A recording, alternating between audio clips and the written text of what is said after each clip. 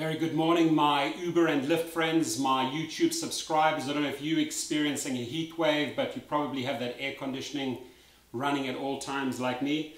Now, I came across the story yesterday, and I got to say, it smells like a little bit of BS, right? I mean, it sounds like an unhappy passenger is pretty much taking revenge because a $150 fee showed up in their account, right, for vomiting in a driver's car, in an Uber driver's car. And I don't think that the news station really covered this accurately.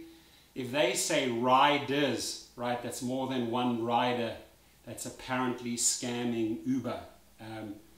Us drivers don't have to scam anyone. If anything would blow up, we lose our job. So are you truly going to try and take a chance on trying to quickly get a $150 vomit fee out of a rider? It's going to blow up in your face, right? So my theory on this is that a passenger who was legitimately drunk threw up in a car.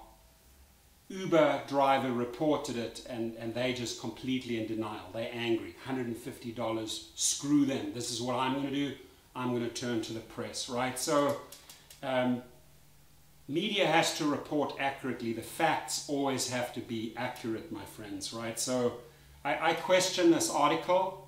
A passenger, a rider, you know, the bottom line is, if you're out there on a Friday or Saturday night partying and you're hitting those vodkas and those margaritas and Mai Tais and beers, after a couple of hours of drinking, and I'm just as guilty, I've been there as well, you're going to feel sick. So know that, or one of your buddies should know, that if you're catching an Uber, always look out for each other, right? If you're 4 or 6 in a car and you know that Harry or Sandy is drunk, look out for them. So be ready with that vomit bag. 95% of us drivers have a bag on board, and we're ready for that incident, right? So do we want vomit in our car? Absolutely not. Firstly, it's not even worth the $150 we're getting back, because that stench, that stink stays in the car.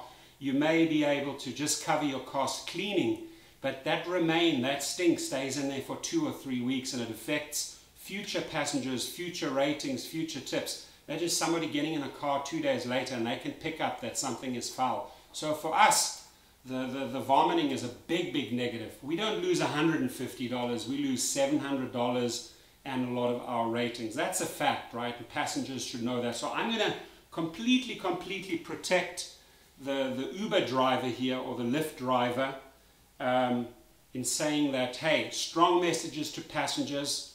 You know, we don't tolerate this in our car. You wouldn't tolerate us doing this in your car, right? Always reverse the shoes, put the shoes on your body. And, you know, if you're feeling sick, stop, tell the driver, do your business outside. If you're traveling for buddies, buddies should take care of buddies and be ready with a vomit bag. I remember having a great group of girls, 6 girls, and I knew 1 or 2 of them was going to throw up, and the other girls looked out for the 2 sick ones, and we avoided a catastrophe, right? Went into a big plastic bag. They stopped, drank water, recuperated, continued our journey, stopped. We got them home. Yeah, they paid a little bit more for the extra time, right? But there was no vomit in my car, and we disposed those bags, right? So that's the correct way of doing it. For all those future drivers thinking of joining Uber and Lyft, this is going to come your way. One day it's going to happen. And you know when it's going to happen? On a Friday or a Saturday night.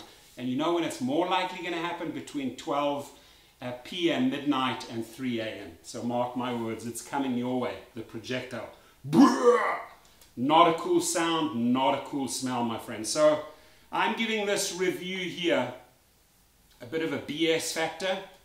Right, if they specifically had said, a rider said that Uber scammed them, I would look at it a little bit more closely, right? But this is not the way us drivers try to make extra money, right? You would never ever jeopardize the chances of being deactivated by sending fake reports to Uber or Lyft, right? I hope you agree with me.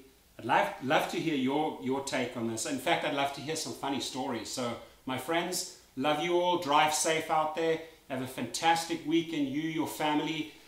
Good vibes coming your way, and please stay safe and run that air conditioning. Cheers.